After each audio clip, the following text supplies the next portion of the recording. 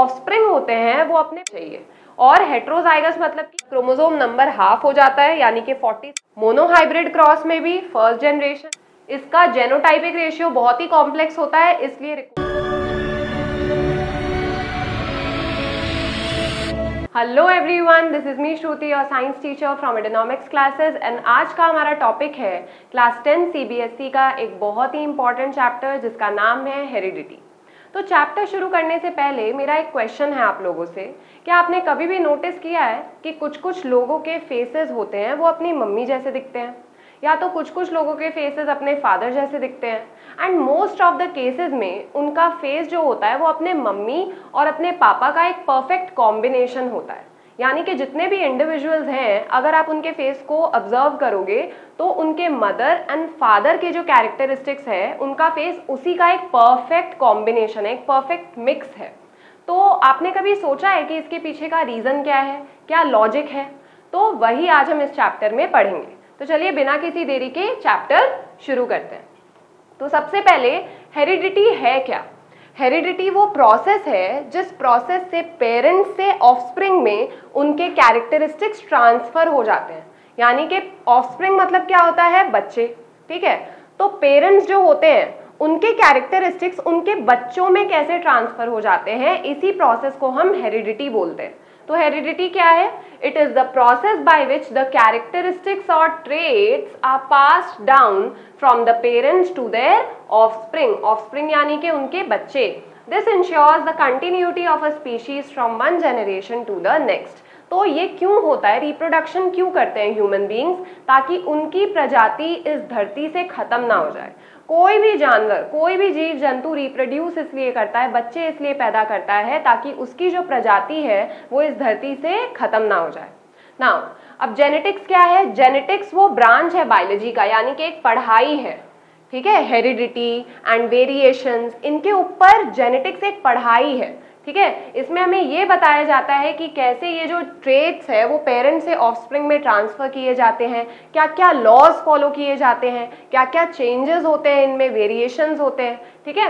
It is the branch of biology that focuses on the study of heredity and variation. Variation क्या है?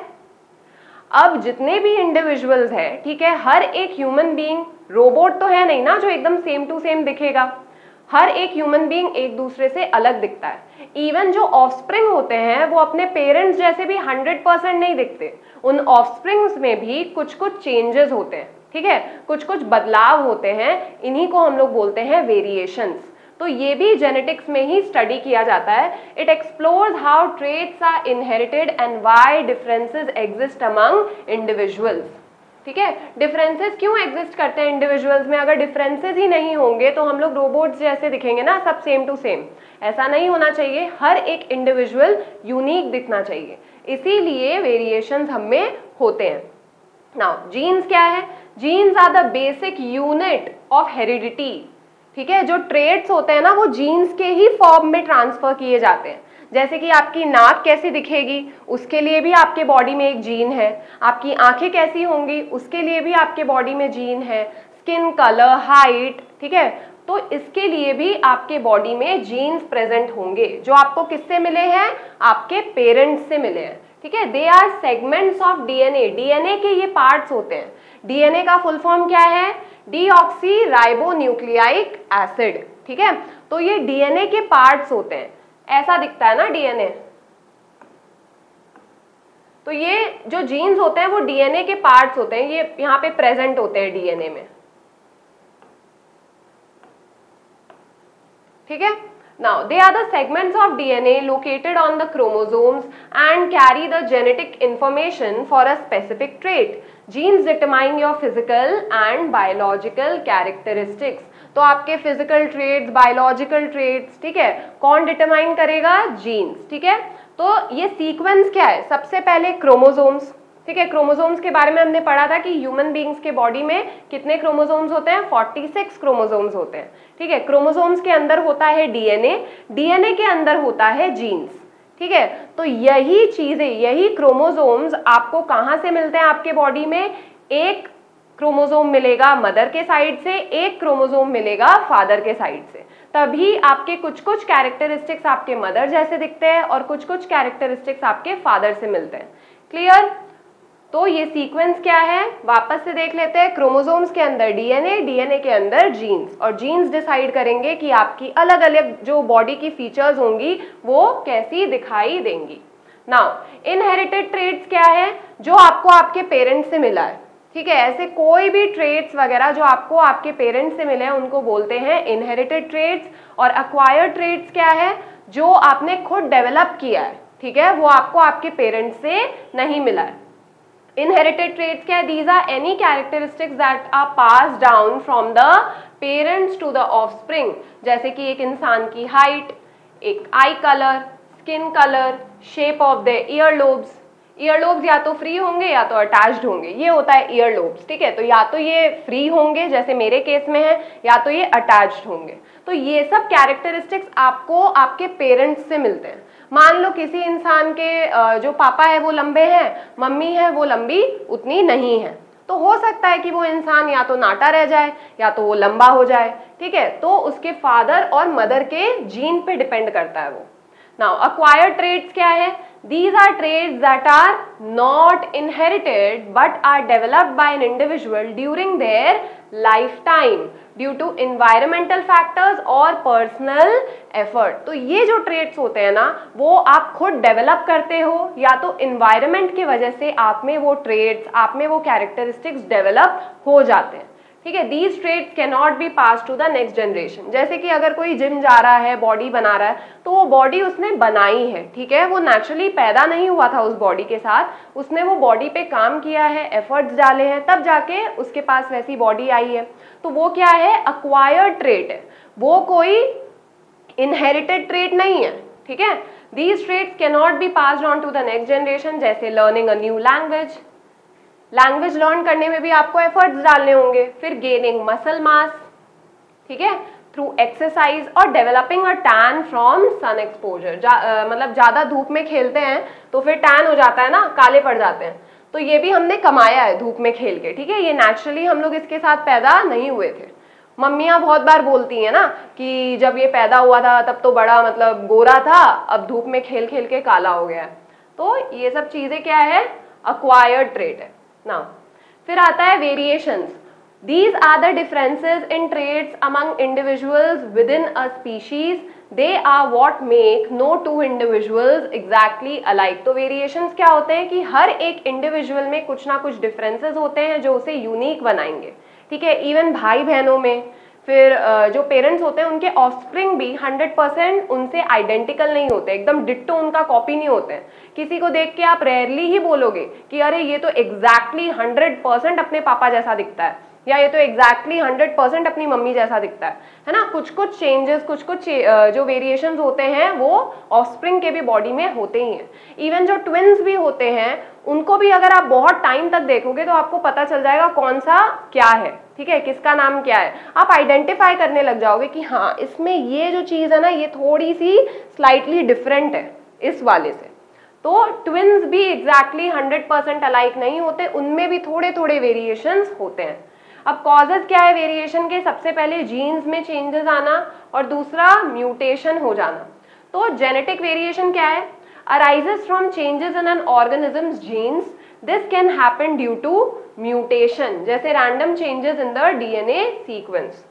तो जब इंसान का डीएनए चेंज हो जाता है, डीएनए में कुछ चेंजेस आ जाते हैं, तो उस प्रोसेस को बोलते हैं म्यूटेशन, ठीक है, कि डीएनए म्यूटेट हो गया, डीएनए में चेंजेस आ गए हैं। तो इसी के वजह से जीन्स में भी चेंजेस आ जाते हैं, क्योंकि डीएनए के अंदर क्या है, जीन्स है ना, तो डीएनए चेंज होगा तो जीन्स भी चेंज हो जाएंगे, और इसी को हम लोग बोलते हैं जेनेटिक वेरिएशन, ठीक है। जेनेटिक वेरिएशन के ही वजह से इंसान में कुछ कुछ जो कैरेक्टरिस्टिक्स होते हैं वो उसके मम्मी पापा से थोड़े डिफरेंट होते हैं। नाउ इंपॉर्टेंस ऑफ वेरिएशन क्या है, variations are crucial for evolution. इसका मतलब ये है कि अगर हमारा जो इन्वायरमेंट है वो दिन प्रतिदिन बढ़ते जा रहा है, मतलब चेंज होते जा रहा है, बढ़ना नहीं चेंज होना, ठीक है। तो इन्वायरमेंट जो है वो हमारे आसपास का दिन प्रतिदिन चेंज हो रहा है। तो अगर इन्वायरमेंट के साथ साथ आने वाली जनरेशन्स भी थोड़ी बहुत चेंजेस नहीं करेंगी तो फिर वो चेंजिंग इन्वायरमेंट में सर्वाइव नहीं कर पाएगी। ठीक है, तो जैसे जैसे इन्वायरमेंट चेंज होता है वैसे वैसे आने वाली ऑफस्प्रिंग को भी हल्का हल्का चेंज होना पड़ता है, थोड़ा सा वेरिएशंस लाना पड़ता है। ठीक है, ड्यू टू इन्वायरमेंटल फैक्टर्स। तो इसीलिए वेरिएशन बहुत ज्यादा इंपॉर्टेंट है ताकि चेंजिंग एनवायरनमेंट के साथ हम लोग खुद को अडेप्ट कर सके। ठीक है, ताकि सर्वाइव कर सके। They provide the raw material on which natural selection acts, allowing a species to adapt and survive in changing environment. तो अगर वेरिएशन नहीं होगा तो हम लोग चेंजिंग environment तो चेंज करता जाएगा पर ऑफस्प्रिंग्स वैसे के वैसे ही रह जाएंगे, तो हाउ विल दे सर्वाइव। ठीक है, अब हम पढ़ेंगे ग्रेगर जोहन मेंडल के बारे में, who was also known as the father of genetics. अब इनको फादर ऑफ जेनेटिक्स क्यों कहा जाता था? कुछ तो इन्होंने ऐसा किया होगा ना जिसके वजह से इनको फादर ऑफ जेनेटिक्स का टाइटल मिला। तो हाँ, इन्होंने बहुत सारे एक्सपेरिमेंट्स किए थे, कुछ लॉज बनाए थे, जिससे हमें ये पता चलता है कि जब भी जीन्स पेरेंट्स से ऑफस्प्रिंग में ट्रांसफर होते हैं तो वो किन रूल्स को, किन लॉज को फॉलो करके होते हैं। तो चलिए बिना किसी देरी के समझते हैं कि इन्होंने क्या किया था। Now, Mendel is known as the father of genetics because he conducted experiments that established the fundamental principles of inheritance. यानी कि ये जो inheritance होता है, यानी कि जो genes transfer होते हैं, तो ये किस basis पे होते हैं, किन laws को follow करके होते हैं। He experimented with garden pea plants. तो इनके experiment का part क्या था? Garden pea plants. इसी प्लांट पे इन्होंने एक्सपेरिमेंट किया था। इसके कुछ वैरायटी ऑफ रीजंस थे कि क्यों इन्होंने यही प्लांट चूज किया। ठीक है, इसका साइंटिफिक नेम है Pisum sativum and observed how traits like seed colour, seed shape, plant height were inherited over multiple generations. तो इस प्लांट पे एक्सपेरिमेंट करके इन्होंने ये देखा कि कैसे variety of characteristics parent plant से ऑफस्प्रिंग में ट्रांसफर होते हैं। ये कैरेक्टरिस्टिक्स जैसे कि सीड कलर क्या होगा, सीड शेप क्या होगा, प्लांट की हाइट कितनी होगी। ठीक है, तो ये सब इसमें कवर हो जाता है। अब लॉज को पढ़ने से पहले आपको कुछ कुछ टर्म्स पता होने चाहिए, तभी आप लॉज को समझ पाओगे। तो इंपॉर्टेंट जेनेटिक वोकैबुलरी, सबसे पहला टर्म है अलील। अलील क्या होता है? जीन्स हमेशा पेयर में प्रेजेंट होते हैं। जैसे कि प्लांट हाइट का जीन ले लेते हैं एग्जाम्पल के तौर पे, टॉल। ठीक है, तो इसका जीन हमेशा पेयर में प्रेजेंट होगा, यानी कि खाली एक टी नहीं, दो टी, ये बनाएगा एक जीन। तो जीन्स हमेशा पेयर में प्रेजेंट होते हैं। ठीक है, और पेयर का जो एक पार्ट होता है ना, उसको हम लोग बोलते हैं अलील। ठीक है, ये जो एक पार्ट होता है इसको बोलते हैं अलील। ऐसे दो अलील्स जब साथ में आते हैं तब एक जीन बनता है। अब जरूरी नहीं है कि ये खाली दोनों कैपिटल होंगे, ये एक कैपिटल एक स्मॉल भी हो सकता है, जिसके बारे में अभी हमें आगे पढ़ना है। ठीक है, तो ये भी एक जीन है। समझ में आया? जीन का एक पार्ट क्या है? अलील है। ठीक है, नाउ तो जीन क्या है? अलील क्या है? A variant form of a gene. For example, for the gene controlling plant height there is an allele for tall. तो टॉल का अलील क्या होगा? कैपिटल टी, एंड शॉर्ट का अलील क्या होगा? Small T. ठीक है, तो सेम फैक्टर है। जीन किस चीज का जीन है? किस चीज का जीन है? ये प्लांट के हाइट का जीन है। अब इसमें टॉल को कौन रिप्रेजेंट कर रहा है? कैपिटल टी, एंड शॉर्ट को कौन रिप्रेजेंट कर रहा है? Small T. क्लियर है? नाउ, अब डोमिनेंट अलील क्या है? डोमिनेंट अलील यूजुअली कैपिटल में डिनोट होता है, यानी कि कैपिटल वाला डोमिनेंट है और स्मॉल वाला रिसेसिव है। ठीक है, और इसका डेफिनेशन ये होगा कि डोमिनेंट अलील वो होता है जो अपने बगल वाले अलील को सप्रेस कर देता है, उसको उभर के बाहर नहीं आने देता, यानी कि उसको अपना कैरेक्टरिस्टिक शो नहीं करने देता। ठीक है, तो जो अलील ऐसा करता है तो उसी को बोलते हैं dominant Aleel. An allele whose trait is always expressed in the phenotype, even if only one copy is present, it masks the effect of the recessive allele. It is represented by a capital letter, example capital T for the tallness allele. तो यहाँ पे बताओ dominant अलील क्या होगा? Capital T. ठीक है, जब भी ये स्मॉल टी के साथ होगा तो ये स्मॉल टी को क्या करेगा? सप्रेस कर देगा। तीन केसेस होते हैं। एक है ये, दोनों कैपिटल है, दोनों अलील्स डोमिनेंट है। एक क्या है? एक कैपिटल है, एक स्मॉल है, यानी कि एक डोमिनेंट है और एक रिसेसिव है। और एक क्या है? दोनों ही रिसेसिव है, यानी कि दोनों ही शॉर्ट है, तो इस केस में प्लांट टॉल हो जाएगा, ठीक है, क्योंकि दोनों ही कैपिटल टी है। इस केस में जो कैपिटल टी है वो स्मॉल टी को सप्रेस कर देगा, मतलब प्लांट का जो शॉर्टनेस वाला ट्रेट है ना उसको सप्रेस कर दे रहा है, तो प्लांट अल्टीमेटली टॉल ही होगा, ठीक है। और इस केस में तो दोनों ही शॉर्ट है ना, दोनों ही रिसेसिव है, तो इस केस में प्लांट क्या हो जाएगा, शॉर्ट हो जाएगा। क्लियर है? तो 3 केसेस होते हैं। तो डोमिनेंट अलील क्या करता है, रिसेसिव वाले को सप्रेस कर देता है, उभर के नहीं आने देता। और रिसेसिव क्या है, जो सप्रेस हो जाता है। रिसेसिव वो है जो तभी एक्सप्रेस हो पाएगा जब उसके बगल में एक और रिसेसिव अलील हो। अगर उसके बगल में डोमिनेंट अलील होगा तो रिसेसिव वाला खुद को मतलब एक्सप्रेस नहीं कर पाएगा, ठीक है। तो an allele whose trait is only expressed when 2 copies of it are present, that is when the dominant allele is absent. इसके साथ डोमिनेंट अलील नहीं होना चाहिए, तभी ये खुद को एक्सप्रेस कर पाएगा, ठीक है। It is represented by a lower case letter example small T for the shortness allele, ठीक है। तो I hope dominant allele and recessive allele आपको समझ में आ गया होगा। अब देखते हैं कि जेनोटाइप एंड फेनोटाइप क्या है। जेनोटाइप से मेरा मतलब है ये जो लेटर्स है ना, ये क्या डिनोट करते हैं, ये जेनोटाइप को डिनोट करते हैं। और ये जो ऑब्जर्वेबल कैरेक्टरिस्टिक्स है, जो आप अपनी आंखों से ऑब्जर्व कर सकते हो, आप देख सकते हो, तो उसको बोलते हैं फेनोटाइप, ठीक है।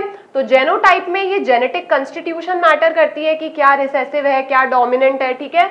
और फेनोटाइप में ये सब कुछ मैटर नहीं करता, बस ये मैटर करता है कि प्लांट टॉल है या शॉर्ट है। Now the genetic makeup of an organism for a particular trait, it is represented by a combination of alleles it possesses. जैसे ये क्या है, कैपिटल टी क्या होगा, दोनों डोमिनेंट है। एंड होमोजाइगस एंड हेट्रोजाइगस का मतलब क्या है, होमोजाइगस मतलब या तो दोनों कैपिटल या तो दोनों स्मॉल, दोनों सेम होने चाहिए, ठीक है, दोनों ही अलील सेम होने चाहिए। और हेट्रोजाइगस मतलब कि दोनों सेम नहीं है, एक डोमिनेंट है तो दूसरा रिसेसिव है, ठीक है। तो इस केस में क्या है, होमोजाइगस है पर डोमिनेंट है, दोनों ही कैपिटल है। इस केस में क्या है, होमोजाइगस है पर रिसेसिव है क्योंकि दोनों ही स्मॉल है। और इस केस में क्या है, हेट्रोजाइगस है, ठीक है, जिसको हाइब्रिड भी बोला जाता है। पर इस केस में प्लांट क्या होगा, अल्टीमेटली टॉल ही होगा, ठीक है। तो ये है जेनोटाइप। अब फेनोटाइप क्या है, the observable physical characteristics or the trait that result from an organism's genotype. genotype की वजह से जो आप देख पा रहे हो, प्लांट का एक जेनोटाइप होगा, उसके बेसिस पे प्लांट के कैरेक्टरिस्टिक्स उभर के बाहर आएंगे। अब वो जो ऑब्जर्वेबल कैरेक्टरिस्टिक्स जो एक्सप्रेस हो रहे हैं, जिन्हें आप देख पा रहे हो, उसे हम लोग बोलते हैं फेनोटाइप। जैसे कि प्लांट का जेनोटाइप हो सकता है दोनों कैपिटल टी, ठीक है। अब इसके वजह से इसका कौन सा कैरेक्टरिस्टिक बाहर आएगा, टॉलनेस, है ना। अब इस टॉल को आप देख पा रहे हो ना, आप ये दोनों को थोड़ी देख पा रहे हो, अलील्स को, आप तो इसका ये टॉल कैरेक्टरिस्टिक देख पा रहे हो, तो इसको हम लोग क्या बोलेंगे, फेनोटाइप बोलेंगे, ठीक है। एंड एनवायरमेंटल फैक्टर्स पे भी डिपेंड करता है। For example genotypes capital T and ये जो हेट्रोजाइगस पेयर है, both result in the tall phenotype, दोनों का मतलब टॉल है। And genotype small T results in the short phenotype, तो अगर स्मॉल टी रहा दोनों तो फिर शॉर्ट हो जाएगा प्लांट। अब क्रोमोसोम्स क्या होते हैं, these are thread like structures located inside the nucleus of the cell. तो ये है एक सेल, इसके अंदर होता है न्यूक्लियस, न्यूक्लियस के अंदर ऐसे मैगी जैसा मटेरियल होता है जिसको बोलते हैं क्रोमैटिन फाइबर, ठीक है। तो न्यूक्लियस के अंदर क्या होगा, एक मैगी जैसा स्ट्रक्चर होगा जिसको बोलते हैं क्रोमैटिन फाइबर। और यही क्रोमैटिन फाइबर सेल डिवीजन के टाइम पे एक्स शेप में आ जाएगा, ठीक है। इस एक्स शेप स्ट्रक्चर को क्या बोला जाता है, क्रोमोसोम बोला जाता है, ठीक है। आई होप ये दिख रहा होगा, ये कुछ ऐसे, ये जो थ्रेड है ना, ये कुछ ऐसे कंडेंस हो जाता है, कॉइल्ड हो जाता है, और ये क्या फॉर्म करता है, क्रोमोसोम, ठीक है। तो इसी को क्रोमोसोम बोलते हैं। इसी क्रोमोसोम में डीएनए होता है और डीएनए के अंदर जीन्स पाए जाते हैं, जीन्स में अलील होते हैं। तो ये पूरा सीक्वेंस समझ आ रहा है, क्रोमोसोम के अंदर डीएनए होता है, डीएनए के अंदर जीन्स होते हैं और जीन्स अलील के फॉर्म में एग्जिस्ट करते हैं। Now these are thread-like structures located inside the nucleus of the cell. They are made up of DNA and carry an organism's genetic information in the form of genes. Humans have 23 pairs, हमारे sales में 23 pairs of chromosomes होते हैं, ठीक है। तो in total कितने chromosome हुए? 46 chromosomes, ठीक है, जो कि पेयर्स में एग्जिस्ट करते हैं। तो 23 पेयर्स ऑफ क्रोमोसोम्स एग्जिस्ट करते हैं। 1 क्रोमोसोम मदर से मिलता है और 1 क्रोमोसोम फादर से मिलता है, क्लियर है, तभी एक पेयर बनता है। एक क्रोमोसोम मम्मी के साइड से आया, एक क्रोमोसोम फादर के साइड से आया, तभी एक पेयर ऑफ क्रोमोसोम बना। ऐसे करते करते बहुत सारे पेयर्स बन जाते हैं, 23 पेयर्स तक बन जाते हैं, ठीक है। अब हाइब्रिड क्या है? जिसका जो जेनोटाइप होता है ना वो हेट्रोजाइगस होता है, यानी कि एक कैपिटल टी एक स्मॉल टी। ये मैंने एग्जाम्पल लिया है टॉलनेस और शॉर्टनेस का, और कोई कैरेक्टरिस्टिक भी हो सकता है, ठीक है। तो an individual that is heterozygous meaning it has inherited 2 different alleles for the same trait. यहाँ पे ट्रेट क्या है? हाइट। तो हेयर कलर भी हो सकता है, स्किन कलर भी हो सकता है, तो यहाँ पे हमने खाली हाइट का एग्जाम्पल लिया है। ट्रेट वैसे कोई भी हो सकता है, उस हिसाब से हम लोग एग्जाम्पल भी बदल लेंगे।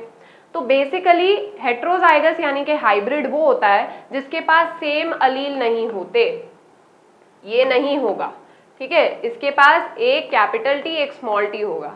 लेट्स से हम लोग हाइट को नहीं देख के एक और ट्रेट देखें जो कि है एक सेकेंड, हाइट को नहीं देख के एक और ट्रेट देखते हैं जैसे कि आई कलर, ठीक है। तो उस केस में ब्लैक का मतलब होगा, आई कलर का जो डोमिनेंट ट्रेट मैं मान लेती हूं कैपिटल बी, जिसका मतलब होगा ब्लैक। जैसे यहाँ पे कैपिटल टी का मतलब क्या था? टॉल, वैसे ही कैपिटल बी जिसका मतलब क्या होगा? ब्लैक। एंड स्मॉल बी जिसका मतलब क्या होगा? ब्राउन, ठीक है। रिसेसिव ट्रेट मान लेते हैं। तो आई कलर का जो डोमिनेंट ट्रेट है वो क्या है? ब्लैक, कैपिटल बी, और जो रिसेसिव ट्रेट है वो क्या है? Brown, small B. तो हेट्रोजाइगस ये कब होगा? जब इसके पास इस तरह का जीन होगा, capital B and small B, ठीक है। तो होमोजाइगस इस केस में क्या होगा? या तो कैपिटल बी दोनों, या तो दोनों ही स्मॉल बी। तो इस केस में उसका जो पर्सन है उसका आई कलर क्या होगा? ब्लैक, और इस केस में जो इंसान है उसका आई कलर क्या होगा? ब्राउन, ठीक है। और इस केस में क्या होगा? जो ब्लैक वाला है उसने ब्राउन वाले को सप्रेस कर दिया, तो अल्टीमेटली उस इंसान का आई कलर क्या हो जाएगा? ब्लैक, ठीक है, क्योंकि कैपिटल वाले ने स्मॉल वाले को सप्रेस कर दिया, ब्लैक ने ब्राउन को सप्रेस कर दिया। इसमें दोनों ब्लैक है तो इसमें तो ब्लैक ही होगा, और इसमें दोनों ब्राउन है तो इसमें ब्राउन होगा। तो हेट्रोजाइगस कौन सा है? ये है, और ये दोनों क्या है? होमोजाइगस है, ठीक है। अब हम समझेंगे मेंडल के कुछ लॉज के ऊपर। तो मेंडल के 3 लॉज ऑफ इनहेरिटेंस है, law of dominance, law of segregation and law of independent assortment. तो जो लॉ ऑफ इंडिपेंडेंट असॉर्टमेंट है वो आपको डाई हाइब्रिड क्रॉस जब हम लोग पढ़ेंगे तब आपको एकदम क्लियरली समझ में आ जाएगा। अभी हम लोग ऊपर के 2 लॉज को समझेंगे। तो लॉ ऑफ डोमिनेंस तो जस्ट अभी हमने पढ़ा है कि जब भी एक डोमिनेंट अलील होगा और उसके बगल में एक रिसेसिव अलील होगा तो डोमिनेंट वाला हमेशा रिसेसिव वाले को सप्रेस कर देगा, उसको उभर करके आने नहीं देगा। तो इसी को हम लोग बोलते हैं law of dominance. Some alleles are dominant and will always be expressed, while others are recessive and are masked in their presence. तो जो रिसेसिव वाले अलील है वो तभी अपने आप को एक्सप्रेस कर पाएंगे जब दोनों अलील्स रिसेसिव हो। अगर एक डोमिनेंट होता है तो वो उसको एक्सप्रेस होने नहीं देगा, ठीक है। डोमिनेंट वाला रिसेसिव वाले को सप्रेस कर देगा। अब लॉ ऑफ सेग्रीगेशन समझने के लिए आपको माइटोसिस और मियोसिस एकदम अच्छे से समझना होगा।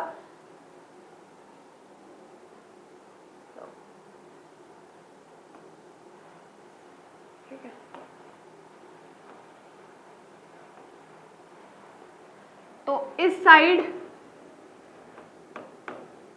माइटोसिस, माइटोसिस क्या है? सेल डिवीजन, ठीक है। और मियोसिस भी क्या है? मियोसिस भी एक तरह का सेल डिवीजन ही है, पर दोनों अलग अलग टाइप के सेल्स फॉर्म करने में मदद करते हैं। माइटोसिस के वजह से हमारे बॉडी के जितने भी सेल्स हैं वो फॉर्म होते हैं, ठीक है, हमारे बॉडी पार्ट्स वगैरह फॉर्म होते हैं। और मियोसिस के वजह से सेक्स सेल्स फॉर्म होते हैं, यानी कि गैमेट्स, यानी कि स्पर्म एंड ओवम, ठीक है। तो माइटोसिस क्या बनाता है, सोमैटिक सेल्स बनाता है, ठीक है, यानी कि बॉडी के जितने भी अलग अलग सेल्स है, सेक्स सेल्स यानी कि गैमेट्स को छोड़ करके जितने भी सेल्स होंगे बॉडी में वो किसके वजह से फॉर्म होंगे, माइटोसिस की वजह से। और मियोसिस क्या करेगा, गैमेट्स फॉर्म करेगा, ठीक है, यानी कि मेल्स के केस में स्पर्म एंड फीमेल्स के केस में ओवम। तो अब यहाँ पे क्या होता है, ये एक सेल है, ठीक है, जिसमें 46 क्रोमोसोम्स हैं। तो at the time of cell division ये जो क्रोमोसोम्स होंगे वो डुप्लीकेट हो जाएंगे, ठीक है। तो ये सेल डिवीजन के टाइम पे 46 प्लस 46। अब होगा क्या, जब ये दोनों सेल डिवाइड करेंगे तो एक 46 इसको मिल जाएगा, एक 46 इसको मिल जाएगा, और नॉर्मली 46 क्रोमोसोम्स ही आ जाएंगे। अगर मान लो ये डुप्लीकेशन नहीं होता तो ये पहले ही हाफ हो जाता ना, 23, जो कि नहीं होना चाहिए। हमारे सारे सेल्स में एक्सेप्ट गैमेट्स, हमारे सारे सेल्स में 46 क्रोमोसोम्स ही प्रेजेंट होने चाहिए। क्लियर है? तो ये होता है माइटोसिस, जिससे हमारे बॉडी के सेल्स फॉर्म होते हैं। अब गैमेट्स कैसे फॉर्म होते हैं, सेम यही प्रोसेस होता है, बस एक एडिशनल स्टेप होता है। इसमें 46 क्रोमोसोम है, ये सेल डिवीजन के टाइम पे डुप्लीकेट हो गए, ठीक है, ये डिवाइड हो गए 46 एंड 46। अब ये जो दो सेल्स है ये फर्दर और डिवाइड हो जाएंगे 23 एंड 23, और इन सेल्स को गैमेट्स बोला जाएगा, ठीक है। ये होते हैं सेक्स सेल्स। ये जो लास्ट के 4 है जिनमें 23 क्रोमोसोम्स है उसको बोलते हैं सेक्स सेल यानी कि गैमेट, ठीक है। मेल्स के केस में स्पर्म एंड फीमेल्स के केस में ओवम। तो इसी को कहते हैं लॉ ऑफ सेग्रीगेशन, कि जब भी गैमेट्स फॉर्म होते हैं तो ये जो क्रोमोसोम है ना वो हाफ हो जाते हैं, जो क्रोमोसोम का नॉर्मल नंबर होता है वो हाफ हो जाता है, और तभी गैमेट्स फॉर्म होते हैं। अब इसका रीजन ये होता है, इसको भी हम लोग देख लेते हैं, इसका रीजन क्या होता है। ये आई होप क्लियर हो गया होगा कि मियोसिस में क्या होता है, ये 4 सेल्स फॉर्म हो रहे हैं एक बार में, और हर एक सेल में, हर एक गैमेट में 23 नंबर ऑफ क्रोमोसोम्स है, ठीक है। मेल्स के केस में स्पर्म होगा ना तो स्पर्म में भी 23 ही क्रोमोसोम्स होंगे, और फीमेल के केस में ओवम होगा तो ओवम में भी 23 ही क्रोमोसोम्स होंगे, ठीक है। अब आते हैं नेक्स्ट स्टेप में। ऐसा होता क्यों है, ये लॉ ऑफ सेग्रीगेशन होता क्यों है, ताकि फर्टिलाइजेशन के टाइम पे जब भी स्पर्म और ओवम फ्यूज हो जाएंगे तो उनके न्यूक्लियस में कितने क्रोमोसोम्स होंगे, 23 होंगे, ठीक है। इससे भी 23 क्रोमोसोम्स आएगा, क्योंकि गैमेट्स में कितने क्रोमोसोम्स होते हैं, 23 होते हैं। जब ये दोनों फ्यूज हो जाएंगे तब एक सिंगल सेल फॉर्म होगा, जाइगोट, जिसके पास 46 क्रोमोसोम्स होंगे, तभी ये एक ह्यूमन बीइंग बनेगा, क्योंकि ह्यूमन बीइंग्स के बॉडी में 46 क्रोमोसोम्स ही होंगे। अगर 46 नहीं होता है तब फिर क्या होगा, वो ह्यूमन बीइंग ही नहीं बन पाएगा। क्लियर है? यहाँ पे 23 प्लस 23 और दोनों जब ऐड हो जाएगा तो 46 क्रोमोसोम अपने आप हो जाएगा। तो इसीलिए गैमेट्स पहले ही सेग्रीगेट हो जाते हैं। अगर ये सेग्रीगेशन नहीं होता तो 46 और 46 मिला करके बनता 92, वो कोई अलग ही प्रजाति बन जाता फिर। तो ह्यूमन बीइंग फॉर्म करने के लिए ये क्रोमोसोम नंबर रिस्टोर करना बहुत इंपॉर्टेंट है। तो इसी को बोलते हैं लॉ ऑफ सेग्रीगेशन। जब गैमेट्स डिवाइड और फर्दर डिवीजन होता है तब क्रोमोसोम नंबर हाफ हो जाता है, यानी कि 46 से 23 और 23 हो जाता है और गैमेट्स फॉर्म होते हैं, ठीक है। ये इसलिए जरूरी है ताकि फर्टिलाइजेशन के टाइम पे जब दोनों स्पर्म और जो ओवम का फ्यूजन हो तब एक सिंगल सेल बने जाइगोट और उसमें 46 क्रोमोसोम्स ही हों, ठीक है।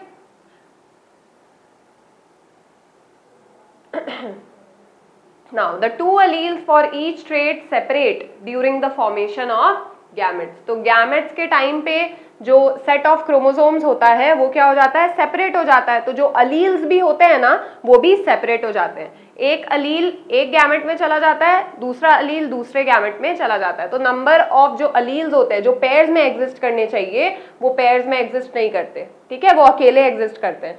फिर वो आगे जा करके दूसरे गैमेट के साथ जब फ्यूज होंगे तब वो अल्टीमेट पेयर में आ जाएंगे। अब मेंडल ने पी प्लांट को ही क्यों चूज किया? सबसे पहले they display a wide range of contrasting traits like height. इसमें आप हाइट को भी स्टडी कर सकते हो पी प्लांट में। They can self pollinate, self pollination हो सकता है और मैनुअली भी हम लोग पॉलिनेशन करवा सकते हैं, दोनों ही ऑप्शंस प्रेजेंट है।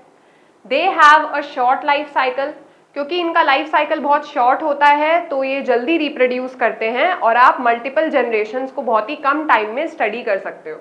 फिर they are relatively easy to grow and maintain, तो ईजिली इन्हें ग्रो किया जा सकता है, कोई अलग से बहुत ज़्यादा एफर्ट लगाने की ज़रूरत नहीं है। अब हम डिस्कस करेंगे दो टाइप के क्रॉसेस के बारे में। सबसे पहले है मोनोहाइब्रिड क्रॉस और दूसरा है डाईहाइब्रिड क्रॉस। मेंडल ने कुछ एक्सपेरिमेंट्स किए थे, ठीक है। मोनोहाइब्रिड क्रॉस उन्होंने इसलिए किया था ताकि लॉ ऑफ डोमिनेंस को स्टडी किया जा सके, एंड डाईहाइब्रिड क्रॉस उन्होंने इसलिए करवाया था ताकि लॉ ऑफ इंडिपेंडेंट असॉर्टमेंट, जो हमने वहां पे मिस किया था लॉ, उसे स्टडी किया जा सके, ठीक है। तो क्रॉस बेसिकली है क्या? क्रॉस का मतलब क्या है कि दो पेरेंट प्लांट्स को, इस केस में प्लांट्स है तो मैं प्लांट्स का ही नाम लूंगी, कि दो पेरेंट प्लांट्स को इन्होंने ब्रीड करवाया, ठीक है। और ब्रीडिंग के बाद में जितने भी ऑफस्प्रिंग्स प्रोड्यूस हुए, ठीक है, तो वो ऑफस्प्रिंग्स में क्या क्या कैरेक्टरिस्टिक्स दिख रहे थे, ठीक है, कौन कौन से कैरेक्टरिस्टिक्स ट्रांसफर हुए फ्रॉम द पेरेंट प्लांट, ठीक है। तो क्रॉस क्या होता है? Breeding of plants. इस केस में ब्रीडिंग ऑफ ऑर्गेनिजम्स भी हो सकता है, कोई भी डिफरेंट ऑर्गेनिज्म भी हो सकता है, उसका भी क्रॉस हो सकता है। So a monohybrid cross is a type of genetic experiment that focuses on the inheritance of a single trait। यहाँ पे हम लोग बस सिंगल ट्रेट को ही स्टडी करेंगे। अब ये सिंगल ट्रेट कुछ भी हो सकता है, जैसे हाइट, स्किन कलर, प्लांट्स के केस में नहीं, जैसे हाइट हो गया, स्किन कलर हो गया, हेयर कलर हो गया। हमारे केस में अगर प्लांट्स की बात की जाए तो सीड कलर हो गया, सीड शेप हो गया, प्लांट की हाइट हो गई, तो ये सारे कुछ ट्रेट्स होते हैं। तो हम लोग मोनोहाइब्रिड क्रॉस में खाली एक सिंगल ट्रेट पे ही स्टडी करते हैं, और इन्होंने किस ट्रेट पे स्टडी किया था? प्लांट की हाइट के ऊपर, ठीक है। Now when two parent organisms with a single contrasting trait are crossed, the offspring will typically display the traits in a 3:1 ratio। यानी कि जब दो पेरेंट ऑर्गेनिजम्स हैं जिनके पास ऑपोजिट ट्रेट्स हैं, फॉर एग्जाम्पल एक प्लांट ड्वार्फ है यानी कि छोटा है, एक प्लांट टॉल है यानी कि लंबा है, तो जब ऐसे दो प्लांट्स का क्रॉस करवाएंगे तो जो ऑर्गेनिजम्स यूजुअली होते हैं वो 3:1 रेशियो में प्रोड्यूस होते हैं। जैसे कि जितने भी ऑफस्प्रिंग्स होंगे, 3 एक जैसे होंगे और एक डिफरेंट होगा, तो ये कौन सा रेशियो हुआ? 3:1 रेशियो हुआ, ठीक है। तो ये किस में होता है? मोनोहाइब्रिड क्रॉस में होता है। अब डाईहाइब्रिड क्रॉस क्या होता है? It is a more complex experiment. ये कुछ ज्यादा कॉम्प्लेक्स होता है क्योंकि इसमें हम लोग एक ट्रेट के बारे में बात नहीं करते, इसमें हम लोग दो ट्रेट्स को स्टडी करते हैं, ठीक है। दो पेरेंट प्लांट्स को क्रॉस करवाया जाता है, उनके ऑफस्प्रिंग्स प्रोड्यूस किए जाते हैं, और हम लोग ये देखते हैं कि वो दोनों ट्रेट्स पेरेंट से ऑफस्प्रिंग में ट्रांसफर हुए हैं या नहीं हुए। तो मेंडल ने कौन से ट्रेट्स पे स्टडी किया था? Seed shape and seed colour, ठीक है। तो इन दो ट्रेट्स पे मेंडल ने स्टडी किया था इन अ डाईहाइब्रिड क्रॉस। तो a dihybrid cross is a more complex experiment that examines the inheritance of two different traits simultaneously, एक साथ। The offspring from such a cross will typically show a 9:3:1 ratio। यानी कि जो offsprings produce होंगे उनमें 9 एक जैसे होंगे, फिर 3 एक जैसे होंगे, ठीक है, फिर 3 अलग होंगे, मतलब ग्रुप्स फॉर्म हो जाते हैं। 9 ऑफस्प्रिंग एक जैसे, फिर 3 ऑफस्प्रिंग एक जैसे, फिर 3 एक जैसे और एक अपना अलग, ठीक है। तो ये कौन सा रेशियो फॉर्म कर रहा है? 9:3:1 का रेशियो फॉर्म हो रहा है। अब traits and genes. Dominant traits क्या होते हैं? जो खुद को एक्सप्रेस करते हैं, ठीक है। डोमिनेंट ट्रेट्स जैसे कि अगर प्लांट हाइट की बात की जाए तो उसमें डोमिनेंट ट्रेट क्या है? टॉल, एंड रिसेसिव ट्रेट क्या है? शॉर्ट, ठीक है। Dominant traits are those that are visibly expressed in the first generation of the offspring. They tend to mask the presence of the recessive traits. तो ये जो traits होते हैं ना, यहाँ पे अलील्स की बात नहीं हो रही है, डोमिनेंट अलील की नहीं, डोमिनेंट ट्रेट्स की बात हो रही है। ये जो ट्रेट्स होते हैं, ये जो कैरेक्टरिस्टिक्स होते हैं, वो अपने आप को फर्स्ट जनरेशन में एक्सप्रेस करते हैं, ठीक है, और फर्स्ट जनरेशन में रिसेसिव ट्रेट्स को एक्सप्रेस होने नहीं देते, ठीक है। आई होप क्लियर हो गया होगा। डोमिनेंट ट्रेट्स जैसे प्लांट की हाइट की अगर मैं बात करूं तो उसमें डोमिनेंट ट्रेट क्या है? टॉल होना। रिसेसिव ट्रेट क्या है? शॉर्ट हो जाना। तो प्लांट का जब हम लोग क्रॉस करवाएंगे, दो अलग अलग पेरेंट प्लांट्स का क्रॉस करवाएंगे, तो फर्स्ट जनरेशन में कौन सा ट्रेट उभर के बाहर आएगा? डोमिनेंट ट्रेट, यानी कि प्लांट्स विल बी टॉल। ठीक है, they tend to mask the presence of the recessive traits. अब रिसेसिव ट्रेट्स क्या होते हैं? ये फर्स्ट जनरेशन में खुद को एक्सप्रेस नहीं कर पाते पर सेकेंड जनरेशन में कर सकते हैं। जैसे कि जो डॉर्फनेस वाला जो जीन था, यहाँ पे मैंने दो ट्रेट्स के बारे में बात की थी। डोमिनेंट ट्रेट क्या है? प्लांट हाइट का टॉल, एंड रिसेसिव ट्रेट क्या है? डॉर्फ। तो डॉर्फ जो है ना, वो फर्स्ट जनरेशन में खुद को एक्सप्रेस भले ही ना कर पाए पर सेकेंड जनरेशन में रीअपियर कर सकता है। ठीक है, वापस आ सकता है। अब ऑर्गेनिज्म होमोजाइगस कौन सा ऑर्गेनिज्म होता है? जिसके पास जो दोनों अलील्स है वो सेम है। ठीक है, दोनों ही या तो डोमिनेंट है, दोनों ही या तो रिसेसिव है। और जो हेट्रोजाइगस ऑर्गेनिज्म होता है, इसके पास दो डिफरेंट अलील्स है फॉर अ जीन। मतलब कि जैसे लेट्स से प्लांट हाइट एक जीन है, ठीक है, तो इस वाले के पास एक डोमिनेंट है और एक रिसेसिव अलील है। तो ये ऑर्गेनिज्म क्या हो गया? हेट्रोजाइगस, जो हाइब्रिड हमने अभी ऊपर पढ़ा था। ठीक है, a dominant gene is the one that can be expressed regardless of whether the organism is homozygous or heterozygous। तो डोमिनेंट जीन क्या होता है? चाहे ऑर्गेनिज्म होमोजाइगस हो या हेट्रोजाइगस हो, ये अपने आप को एक्सप्रेस कर ही लेता है। ठीक है, और रिसेसिव जीन क्या होता है? वो तभी एक्सप्रेस होता है जब ऑर्गेनिज्म होमोजाइगस हो, हेट्रोजाइगस ना हो। तो इस केस में ये अपने आप को एक्सप्रेस कर लेगा। होमोजाइगस रिसेसिव होना चाहिए, ये होमोजाइगस डोमिनेंट होना चाहिए और ये हेट्रोजाइगस डोमिनेंट है। क्लियर है? तो इस केस में टॉल, ये मैंने बहुत बार कराया है। ठीक है, इस केस में टॉल होगा प्लांट, इस केस में भी टॉल होगा और इस केस में डॉर्फ हो जाएगा। तो डोमिनेंट जीन क्या है मेरा? टॉल होना। रिसेसिव जीन क्या है मेरा? डॉर्फ होना। ठीक है, अब हम लोग मोनोहाइब्रिड क्रॉस को एक एग्जाम्पल के मदद से स्टडी करेंगे इन डिटेल कि एक्चुअली हुआ क्या था। तो यहाँ पे हर एक एक्सपेरिमेंट में दो क्रॉसेस है। मोनोहाइब्रिड क्रॉस में भी फर्स्ट जनरेशन है, यानी कि फर्स्ट क्रॉस है और सेकंड क्रॉस है। डाई हाइब्रिड क्रॉस में भी फर्स्ट क्रॉस है, सेकंड क्रॉस है। ठीक है, यानी कि फर्स्ट जनरेशन है, सेकंड जनरेशन है। तो मोनोहाइब्रिड क्रॉस में सबसे पहले फर्स्ट क्रॉस में क्या होता है? Mendel crossed pure bred tall pea plant with a pure bred short pea plant। Pure का मतलब यहाँ पे क्या है कि ये होमोजाइगस है, homozygous tall and heterozygous short. ठीक है, अलग कलर से दिखा देते हैं यहाँ पे।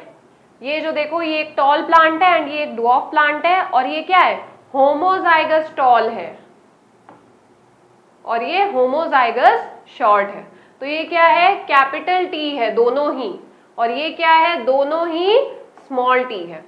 तो इन दोनों का क्रॉस करवाया मेंडल ने, तब क्या हुआ फिर? जब इन दोनों का क्रॉस करवाया था तो जितने भी प्लांट्स थे, ठीक है, जितने भी प्लांट्स थे वो टॉल थे पर हेट्रोजाइगस टॉल थे, यानी कि एक कैपिटल एक स्मॉल। ठीक है, तो फर्स्ट जनरेशन में क्या है? All the plants were toll. Clear है? तो यहाँ पे डोमिनेंट जीन क्या हो गया? डोमिनेंट ट्रेट क्या है? जो अपने आप को फर्स्ट जनरेशन में एक्सप्रेस कर पाया। तो यहाँ पे डोमिनेंट ट्रेट क्या होगा? टॉल होगा। तो ऑब्जर्वेशन क्या है? ऑल F1 ऑफस्प्रिंग वर टॉल। इसका कंक्लूजन क्या है कि जो टॉल ट्रेट है हमारा वो डोमिनेंट है, क्योंकि उसने F1 जनरेशन में खुद को एक्सप्रेस किया। ठीक है, and the short trait is recessive, क्योंकि वो F1 जनरेशन में खुद को एक्सप्रेस नहीं कर पाया। The short trait was hidden in the F1 generation. पर क्या ये हिडन ही रहेगा क्या? नहीं, ये कब बाहर आएगा? सेकेंड जनरेशन में, सेकेंड क्रॉस में। तो जेनोटाइप फर्स्ट क्रॉस का क्या होगा? फर्स्ट जनरेशन का जेनोटाइप, सब तो कैपिटल टी और स्मॉल टी वाले है ना, सब तो हेट्रोजाइगस है। तो जेनोटाइप क्या होगा? ये होगा जेनोटाइप फर्स्ट जनरेशन का। तो the F1 plants all had the genotype capital T and small t, carrying one allele for tallness and one allele for shortness. So this one is the allele for tallness and this one is the allele for shortness. Phenotype क्या होगा? The F1 plants all had a tall phenotype. Phenotype क्या होता है? जो आप observe कर सकते हो। तो सारे प्लांट्स तो टॉल है ना, तो phenotype क्या होगा? टॉल। अब सेकंड क्रॉस में मेंडल ने क्या किया, ये जो बहुत सारे F1 जनरेशन में बहुत सारे टॉल प्लांट्स प्रोड्यूस हुए थे, उन्हीं में से 2 को निकाला और ब्रीड करवा दिया। ठीक है, यानी कि फर्स्ट जनरेशन के जितने भी हेट्रोजाइगस टॉल प्लांट्स थे उन्हीं में से 2 को निकाला और ब्रीड करवा दिया।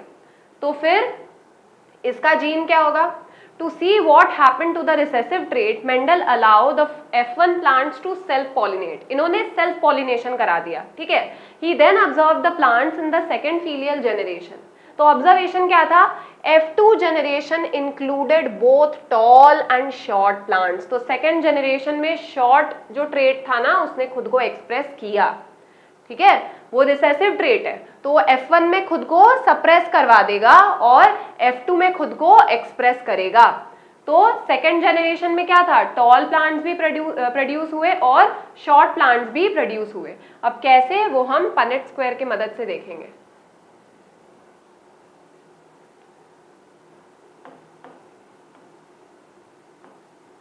ठीक है, ये है एक पनेट स्क्वायर।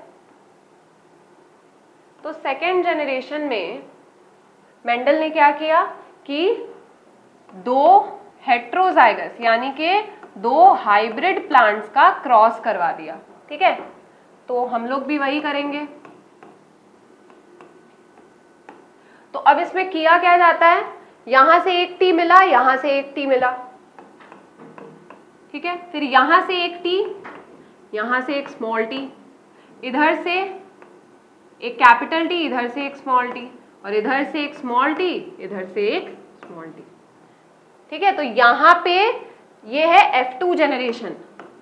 ठीक है, तो इसका जेनोटाइप क्या हो जाएगा? एक तो होमोजाइगस टॉल है, 2 हेट्रोजाइगस टॉल है। ठीक है, और एक क्या है? होमोजाइगस शॉर्ट है। क्लियर है?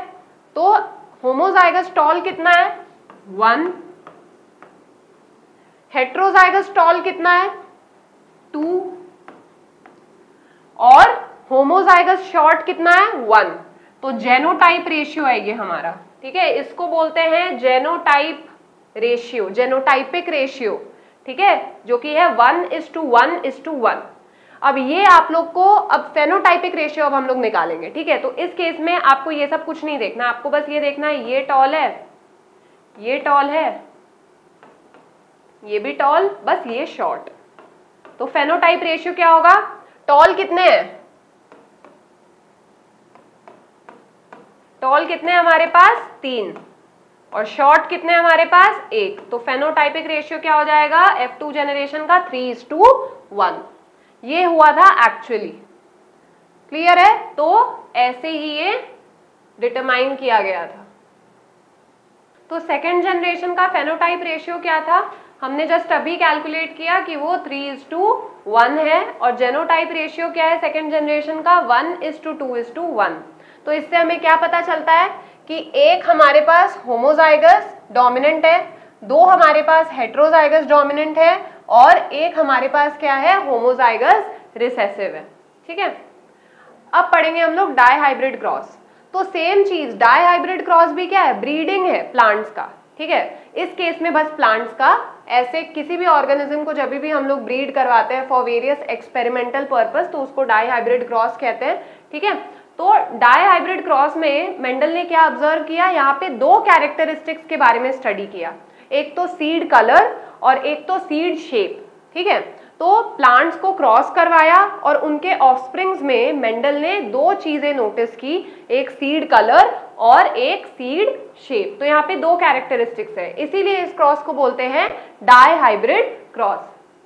इन अ dihybrid cross, Mendel studied the inheritance of 2 different traits at the same time. He chose seed shape and seed color. तो seed shape में क्या था? राउंड और wrinkled. तो राउंड हमारा क्या है? डोमिनेंट ट्रेट है, और wrinkled क्या है? रिसेसिव ट्रेट है। एंड सीड कलर क्या था? Yellow and green. तो येलो क्या है हमारा? डोमिनेंट ट्रेट है, ग्रीन क्या है? रिसेसिव ट्रेट है। ठीक है, This experiment helped them understand how these traits are inherited relative to each other. मतलब जब हम लोग एक साथ दो ट्रेट्स को स्टडी करते हैं तो कैसे वो ट्रेट्स पेरेंट से ऑफस्प्रिंग में ट्रांसफर होते हैं, वही मेंडल ने इस क्रॉस में देखा। नाउ फर्स्ट क्रॉस क्या था? F1 generation. तो सबसे पहले Mendel crossed a pure bread P plant with round yellow seeds. तो राउंड क्या होगा यहां पे? ठीक है, राउंड येलो सीड्स, क्योंकि ये प्लांट प्योर ब्रेड है इसीलिए राउंड भी होमोजाइगस राउंड होगा, येलो भी होमोजाइगस येलो होगा, यानी कि दोनों कैपिटल ही होंगे। ठीक है, तो राउंड येलो सीड्स, येलो से कैपिटल वाई डिनोट होता है। ठीक है, मतलब कैपिटल वाई मतलब है येलो और कैपिटल आर क्या है? राउंड। ठीक है, with a pure bread P plant with wrinkled green seeds. तो रिंकल्ड ग्रीन सीड्स कैसे पता चलेगा?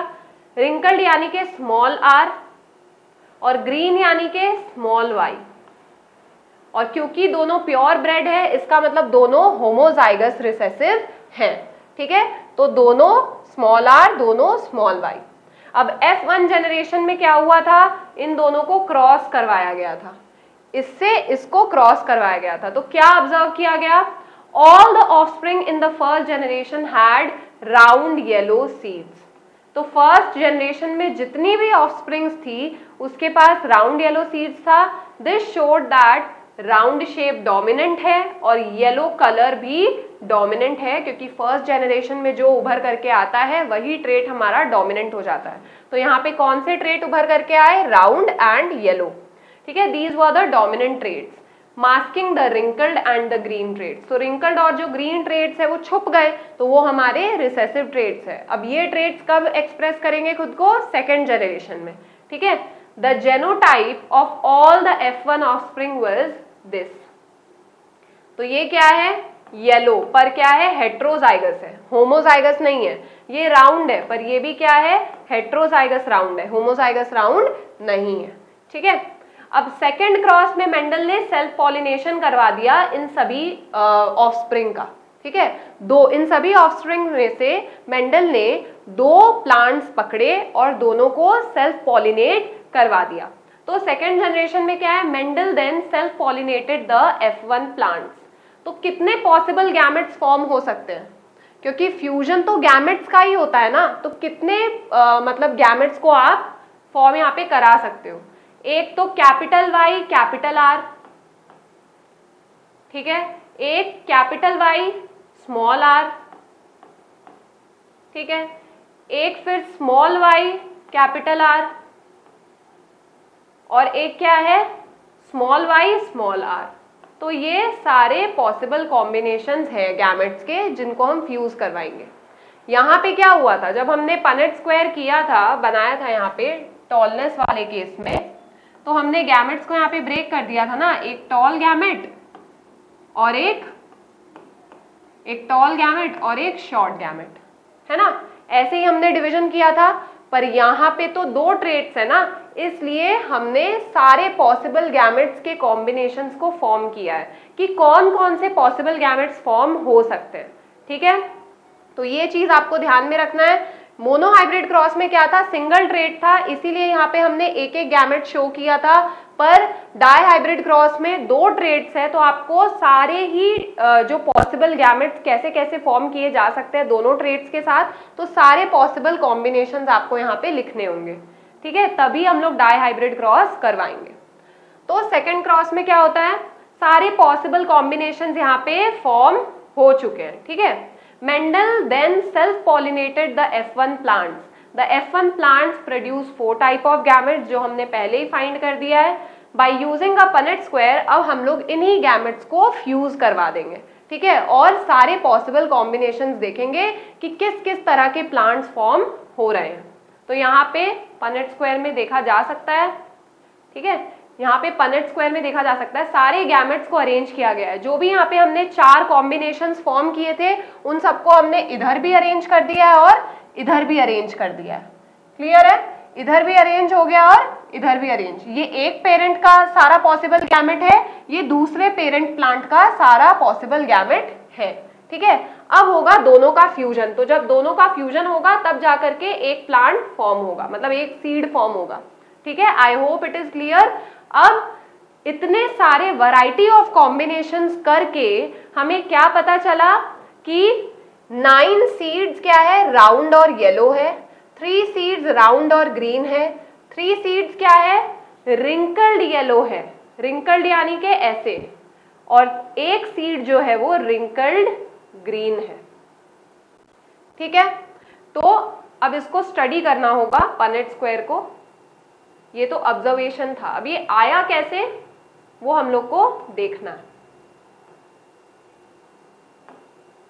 तो इस केस में क्या था, कैपिटल वाई, तो दोनों कैपिटल वाई क्या फॉर्म करेंगे, येलो, कैपिटल आर, तो दोनों कैपिटल आर क्या फॉर्म करेंगे, राउंड, ठीक है। इसको और जूम इन कर लेते हैं।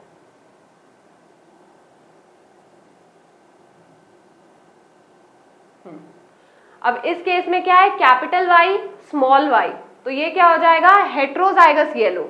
इस केस में क्या है, कैपिटल आर, ये भी हो जाएगा राउंड। अब एक डिफरेंट केस लेते हैं, यहाँ पे क्या था, स्मॉल वाई, तो दोनों ही क्या है, होमोजाइगस रिसेसिव है, यानी कि ग्रीन हो जाएगा ये, क्योंकि रिसेसिव ट्रेट क्या था, ग्रीन कलर था ना, तो ये क्या हो जाएगा, ग्रीन। और इस केस में क्या है, कैपिटल आर, तो दोनों ही होमोजाइगस राउंड है, तो ये सीड क्या होगा, राउंड ग्रीन होगा, ठीक है। अब एक और, जैसे इस केस में रिंकल्ड ग्रीन में क्या हुआ, स्मॉल वाई, ठीक है, तो स्मॉल वाई क्या हो जाएगा, होमोजाइगस रिसेसिव, यानी कि ये सीड ग्रीन कलर का होगा, ठीक है। और capital small R and small R, तो स्मॉल आर क्या हो जाएगा, रिंकल्ड, ठीक है, होमोजाइगस रिंकल्ड, क्लियर है। तो ये जो सीड है वो क्या हो जाएगा, रिंकल्ड ग्रीन हो जाएगा। अब रिंकल्ड येलो के केस में क्या हुआ था, capital Y and small Y, तो कैपिटल वाई और स्मॉल वाई मिला करके क्या फॉर्म करेंगे, यहाँ पे कैपिटल वाई और स्मॉल वाई मिला करके क्या फॉर्म करेंगे, हेट्रोजाइगस येलो, क्योंकि जो कैपिटल वाला वाई है वो स्मॉल वाले वाई को सप्रेस कर देगा और सीड येलो कलर का हो जाएगा, ठीक है। और यहाँ पे स्मॉल आर, तो दोनों ही रिंकल्ड हो जाएंगे, फिर होमोजाइगस रिसेसिव हो जाएंगे, तो रिसेसिव ट्रेट क्या था, रिंकल्ड था, तो ये जो सीड है वो क्या हो जाएगा, रिंकल्ड येलो हो जाएगा, ठीक है। तो कितने वैरायटी ऑफ कॉम्बिनेशंस हुए, 9 सीड्स इन ऑफस्प्रिंग में 9 सीड्स जो है वो क्या है, राउंड येलो है, 3 सीड्स क्या है, राउंड ग्रीन है, 3 सीड्स क्या है, रिंकल्ड येलो है, और एक सीड क्या है, रिंकल्ड ग्रीन है। तो ये था F2 जेनरेशन का फेनोटाइपिक रेशियो 9:3:3:1। इसका जेनोटाइपिक रेशियो बहुत ही कॉम्प्लेक्स होता है, इसलिए रिक्वायर्ड नहीं है, फेनोटाइपिक रेशियो ऐसा होगा, ठीक है। तो सेकेंड जनरेशन में यही ऑब्जर्वेशंस थे, 9 had round yellow seeds, 3 had round green, 3 had wrinkled yellow and 1 had wrinkled green। तो इससे हमें कौन सा लॉ समझ में आता है, वो लास्ट वाला जो थर्ड लॉ था ना, लॉ ऑफ इंडिपेंडेंट असॉर्टमेंट, यानी कि जब दो अलग अलग ट्रेड्स होंगे तो एक ट्रेड दूसरे ट्रेड से मतलब नहीं रखेगा, एक ट्रेड दूसरे ट्रेड को अफेक्ट नहीं करेगा। यहाँ पे आपने कोई भी ऐसा केस देखा कि येलो ट्रेड ने या कलर वाले ट्रेड ने शेप वाले ट्रेड के साथ इंटरफेरेंस किया हो, नहीं। जितना भी लॉ ऑफ डोमिनेंस जो भी हमने देखा वो येलो मतलब कलर में अलग सेपरेटली देखा और शेप में अलग सेपरेटली देखा। क्या आप बोल सकते हो कि ये जो कैपिटल वाई है वो स्मॉल आर को सप्रेस कर देगा?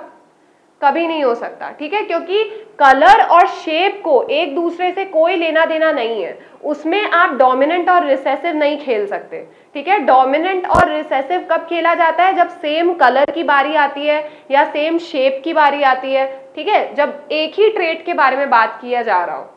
जैसे कि कैपिटल टी स्मॉल टी को ही सप्रेस करेगा, कैपिटल वाई स्मॉल वाई को ही सप्रेस करेगा, ठीक है। कैपिटल वाई कभी स्मॉल आर को या स्मॉल टी को सप्रेस करने नहीं जाएगा।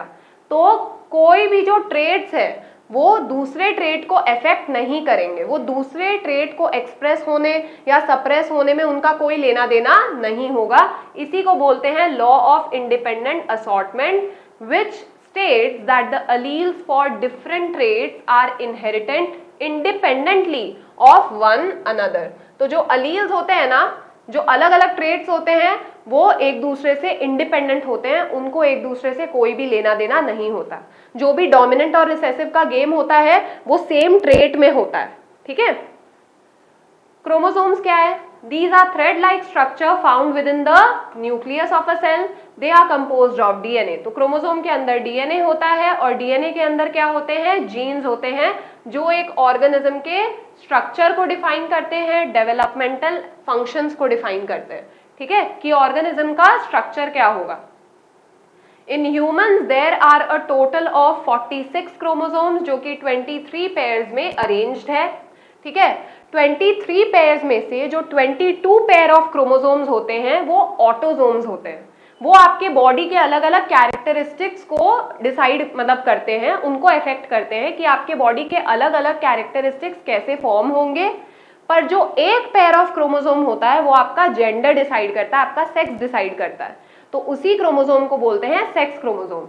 तो one inherits one set of 23 chromosomes from biological mother and one set of 23 from biological father. तो ये जो जितने भी 23 पेयर्स है ना, उसमें से 23 पेयर का एक जो पार्ट है वो मदर से आता है, एक जो पार्ट है वो फादर से आता है. तो ये हो गया एक पेयर ऑफ क्रोमोसोम. अब दूसरा पेयर एक पार्ट मदर एक पार्ट फादर, ये दूसरा पेयर ऑफ क्रोमोसोम. तीसरा पेयर एक पार्ट मदर से आता है एक पार्ट फादर से आता है. तो ऐसे ही करते करते हमें 23 पेयर्स ऑफ क्रोमोसोम्स के जो दो पार्ट्स होते हैं उनमें से एक पार्ट मदर से आता है और एक पार्ट फादर से आता है. तो ये ऐसे होता है. अब ऑटोसोम्स क्या होते हैं? 23 पेयर्स में से जो 22 पेयर्स होते हैं ना, वो आपके बॉडी स्ट्रक्चर अलग अलग फंक्शंस को डिसाइड करते हैं. ठीक है. These are autosomes. These chromosomes contain genes for all traits. आपके जितने भी बॉडी कैरेक्टरिस्टिक्स होंगे वो इन्हीं पे डिपेंड करेंगे, ऑटोसोम्स पे ही डिपेंड करेंगे. ठीक है, एक्सेप्ट फॉर सेक्स डिटर्मिनेशन. पर ऑटोसोम्स आपके जेंडर को डिसाइड नहीं करेंगे. ठीक है. तो ऑटोसोम्स का काम क्या है कि आपके बॉडी में वेरियस ट्रेट्स को डिसाइड करना, कि आपके बॉडी ट्रेट्स, बॉडी कैरेक्टरिस्टिक्स, आई कलर हो गया, फिर हेयर कलर हो गया, हाइट हो गई, तो ये सब कैसा होगा. ठीक है. तो वो कौन डिसाइड करेगा? ऑटोसोम डिसाइड करेगा कि आपके बॉडी ट्रेट्स कैसे होंगे. अब जेंडर कौन डिसाइड करता है? Sex chromosome. जो फाइनल, जो लास्ट सेट ऑफ क्रोमोसोम है उसको बोलते हैं सेक्स क्रोमोसोम, और वही सेट आपका जेंडर डिसाइड करेगा कि आप मेल होगे या female. The final 23rd pair is the sex chromosome. They are responsible for determining an individuals biological sex. अब फीमेल्स के पास XX होता है क्रोमोसोम, जो ये जो लास्ट पेयर है फीमेल्स के पास, उसमें से दोनों ही XX होता है. मेल्स के पास XY होता है. ठीक है. तो आउट ऑफ 23 पेयर्स, वापस रिपीट कर रही हूँ, out of 23 pairs 22 pairs of chromosomes जो होते हैं वो आपके बॉडी स्ट्रक्चर को डिसाइड करते हैं, बॉडी ट्रेट्स को डिसाइड करते हैं. और जो लास्ट का एक पेयर होता है, जो फीमेल्स के केस में XX होगा, मेल्स के केस में XY होगा, तो ये जो लास्ट का जो पेयर है इसे बोलते हैं सेक्स क्रोमोसोम. वो आपके जेंडर को डिसाइड करेगा. ठीक है. तो सेक्स डिटर्मिनेशन क्या है? It is the biological process that establishes the sex of an organism. This process can be influenced by various factors with the most common being genetic. तो सेक्स डिटर्मिनेशन क्या होता है? जैसे कि ये मेल है, ये फीमेल है, तो मेल की तरफ से दो टाइप के गैमेट्स आते हैं. एक X बेयरिंग स्पर्म्स होते हैं, एक Y बेयरिंग स्पर्म्स होते हैं. तो मेल्स के केस में क्या होता है? दो तरह के स्पर्म्स होते हैं, एक X बेयरिंग स्पर्म्स होते हैं, एक Y बेयरिंग स्पर्म्स होते हैं. पर फीमेल्स के केस में जो ओवम होता है उसमें बस X ही होता है. ठीक है. X क्रोमोसोम ही होता है उसमें. समझ में आया? तो मेल्स के केस में X क्रोमोसोम भी हो सकता है, Y क्रोमोसोम भी हो सकता है, पर फीमेल्स के केस में बस X क्रोमोसोम ही होता है. तो दो ऑप्शंस हैं. अगर ये X इस X स्पर्म के साथ फ्यूज हो जाए, मतलब अगर X वाला स्पर्म ओवम को फ्यूज कर दे तो रिजल्ट क्या होगा? XX. ठीक है. पर अगर ये Y वाला स्पर्म ओवम को फ्यूज कर दे तो रिजल्ट क्या होगा? XY. तो जब X वाला स्पर्म X को यानी कि ओवम को फ्यूज कर देता है, ओवम के साथ मिल जाता है, तब डॉटर प्रोड्यूस होगी XX, ठीक है। और जब Y वाला स्पर्म इस ओवम के साथ फ्यूज होगा तब जो रिजल्टिंग कॉम्बिनेशन है वो क्या होगा, XY। तो कौन प्रोड्यूस होगा, सन प्रोड्यूस होगा, ठीक है। तो ऐसे ही जेंडर डिसाइड होता है। अब जेनेटिक सेक्स डिटर्मिनेशन, इसी चीज को एक्सप्लेन किया गया है। In humans and most other mammals sex is determined genetically by sex chromosomes which is inherited from both the parents. Female parent खाली X क्रोमोसोम ही कंट्रीब्यूट कर सकती है, मेल पेरेंट X क्रोमोसोम भी कंट्रीब्यूट कर सकते हैं और Y क्रोमोसोम भी कंट्रीब्यूट कर सकते हैं। The presence of Y chromosome is the key factor. तो जो भी जेंडर का गेम है वो Y क्रोमोसोम पे डिपेंडेंट है, ठीक है। Now if a sperm carrying X chromosome fertilizes an egg, resulting combination क्या होगा, XX, क्योंकि egg के तरफ से तो X ही क्रोमोसोम मिलेगा, ठीक है। तो अगर X वाला स्पर्म egg के साथ फ्यूज हो जाए तो रिजल्टिंग कॉम्बिनेशन क्या होगा, XX, और तब एक फीमेल प्रोड्यूस होगी। और अगर Y वाला स्पर्म, ठीक है, Y क्रोमोसोम वाला स्पर्म एग के साथ फ्यूज हो जाता है तो रिजल्टिंग कॉम्बिनेशन क्या होगा, XY, तब एक मेल प्रोड्यूस होगा, ठीक है। अब इन्वायरमेंट भी बहुत बार रोल प्ले करता है जेंडर डिसाइड करने में, पर ये कुछ एनिमल्स में ज्यादा पाया जाता है। In some organisms sex is not determined by genetics but by environmental factors.